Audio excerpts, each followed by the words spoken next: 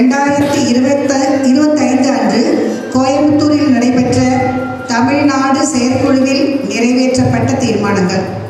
1.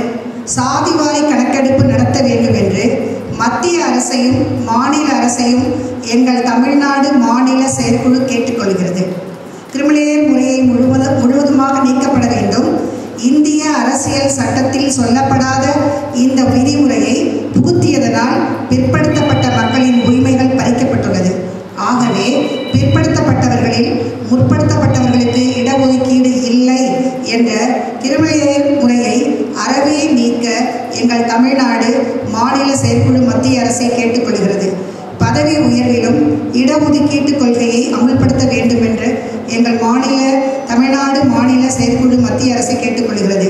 பொதுத்துறை நிறுவனங்களிலும் அரசு துறைகளிலும் பிற்படுத்தப்பட்டவர்களுக்கு 27%, தாழ்த்தப்பட்டவர்களுக்கு 15%, பழங்குடியினருக்கு 7.5% முறையாகவும் முழுமையாகவும் இடஒதுக்கீடு வழங்கப்பட வேண்டும் என்று மத்திய அரசை எங்கள் தமிழ்நாடு மாநில செயற்குழு கேட்டுக்கொள்கிறது.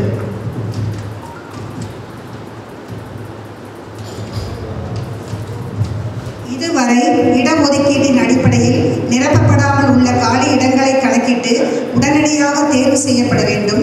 இந்த தேர்வு முறையை பிற்படுத்தப்பட்ட பிரதிநிதிகள் அடங்கிய குழுவும் தாழ்த்தப்பட்ட மற்றும் பழங்குடியினர் அடங்கிய பிரதிநிதிகள் குழுவும் கண்காணிக்க ஏற்பாடு செய்ய வேண்டும் என்று எங்கள் தமிழ்நாடு மாநில செயற்குழு மத்திய அரசை கேட்டுக்கொள்கிறது.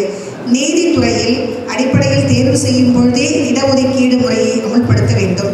தமிழ்நாட்டில் கீழ்மேல் நீதிமன்றங்களுக்கு நீதிபதிகளை தேர்வு செய்யும் பொழுது இடஒதுக்கீடு கொள்கை பின்பற்றப்படுகிறது.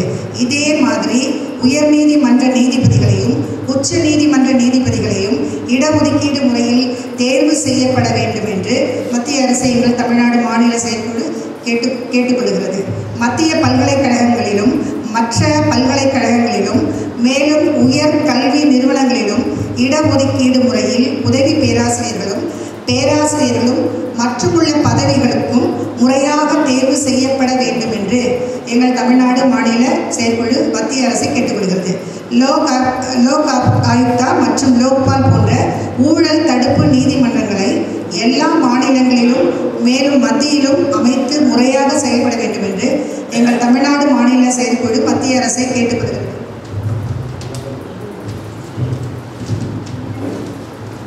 இன்றைய நிலையில் மத்திய மற்றும் மாநில அரசு நிர்வாகம் மக்களை அடிமைப்படுத்தும் விதமாக செயல்படுகிறது.